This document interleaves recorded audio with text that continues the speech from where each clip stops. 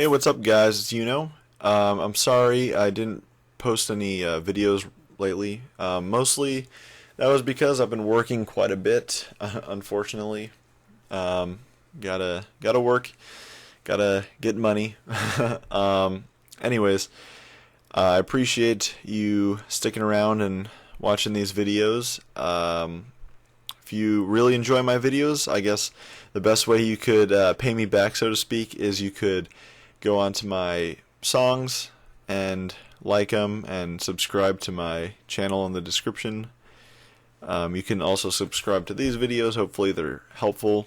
I'm going to start to try to change it up as much as possible. I always try to add bits of information that I think are sort of essential to the more technical side of things.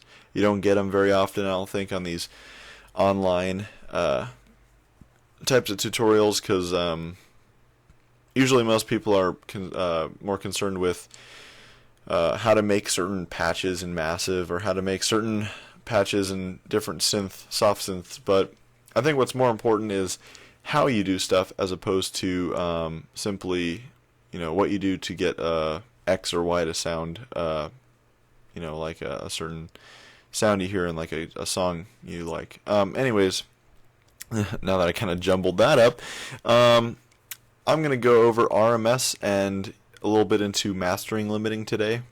And mastering limiters are something quite advanced. It's kind of a whole different topic altogether.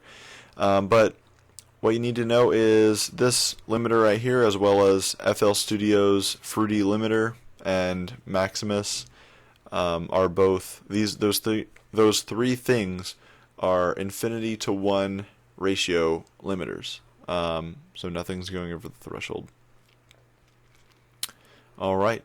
As I said on my previous video, or one of my previous videos, humans perceive loudness as more of an average of sound level. So whereas the peak might be really high, if it's just a punchy type of sound with a lot of transients, it's not going to have as much of a loudness factor to it as something that's simply a constant level. So if something's peaking at 0, but its average sound is at minus 10 dB, and then there's a sound that's averaging minus 3 dB, you're gonna think that the second sound's louder just because it's got a higher average sound. And you can just try this out by yourself, comparing different tests, using different samples or whatever you want to do. I'm going to show you what happens now if you take a limiter with the ceiling set at 0 dB, so nothing's going over 0 dB, that's kind of like the threshold, and you turn the gain up on the input. What's going to happen is all the signal down here is going to get pushed up to the top, and anything that would have gone above 0 is then limited.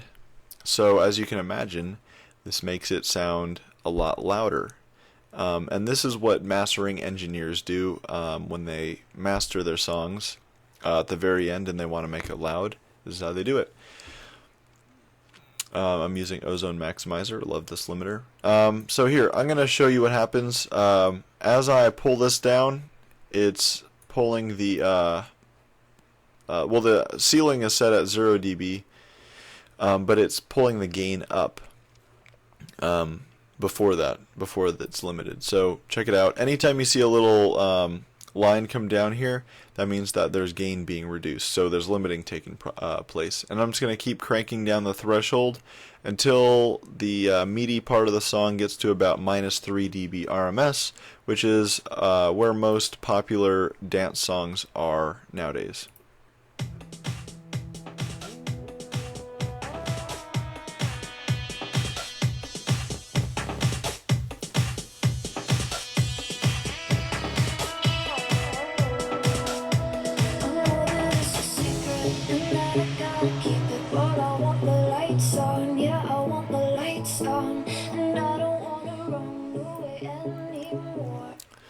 Okay, so you saw that there was some gain reduction up in this window here.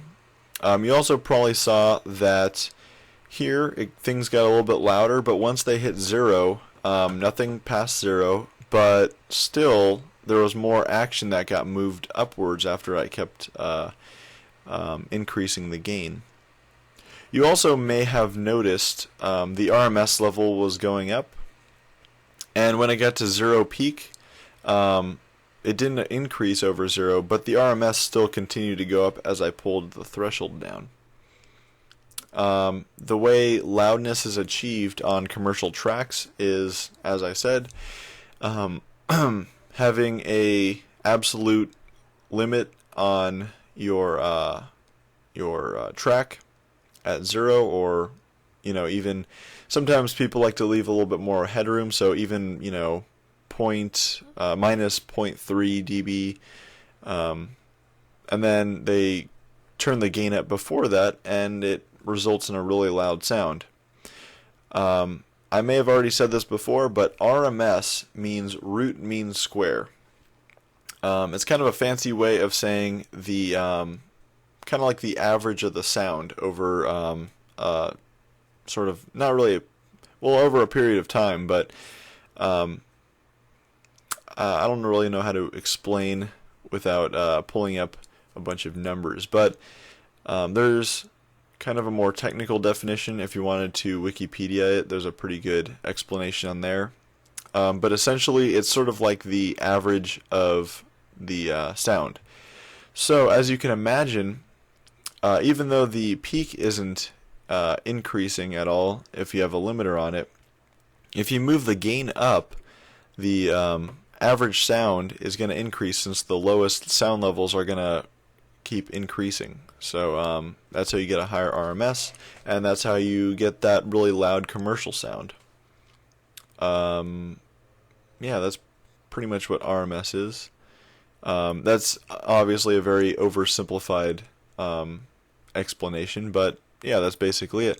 And as I said, most commercial tracks like to be in anywhere from minus 5 dB RMS all the way up to like minus 2 RMS.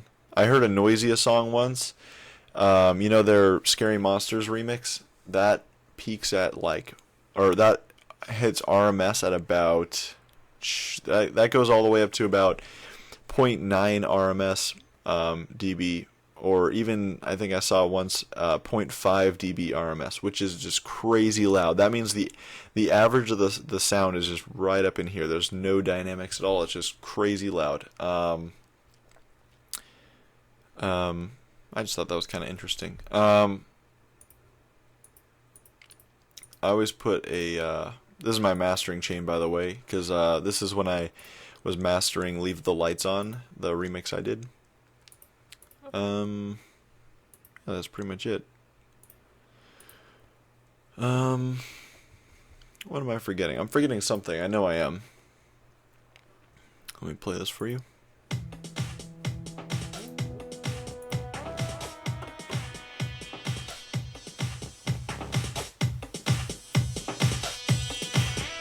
Oh yeah, that's another thing.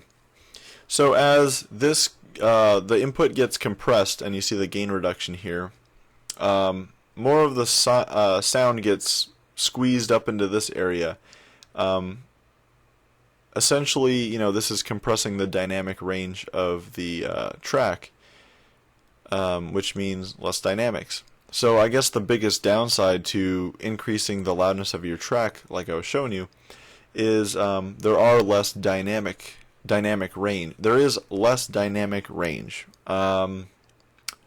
Whether you view that as a minus or a necessary evil, something negative, something you don't care about, that's up to you to decide. That's takes into account the whole loudness wars type of debate.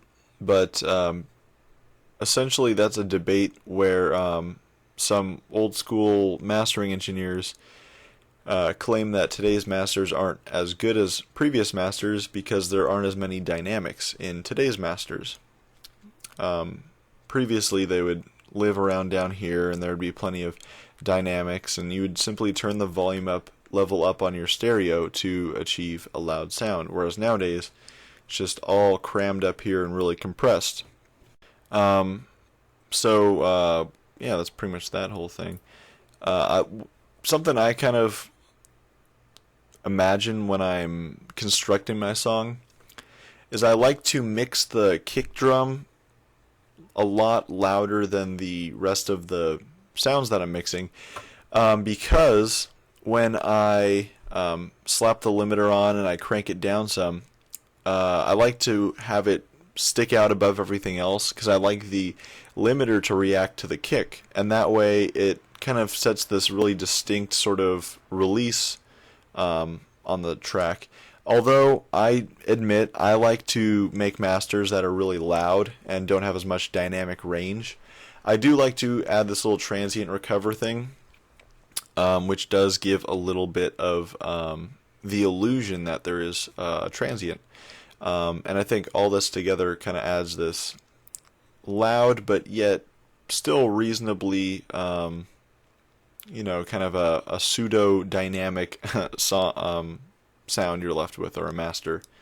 But yeah, there's a lot to mastering, but that's just kind of a very basic thing. Yeah, that's that. If you have any questions about that, just leave a comment in the question section, or you can message me. And if you have any requests about the next lesson, I'd appreciate it if you could leave those in the comments. Next tutorial, I'm not sure what I'm going to do. I kind of want to do something a little bit more, what's the word? Something that isn't covered very much, but something that is also very interesting and very important, and something that's a lot different than what I'm going over right now. So, I don't know. Just keep your eyes open. Yeah, and thanks for watching. Like, subscribe, check out my stuff in the link in the description, as always, and thanks for watching.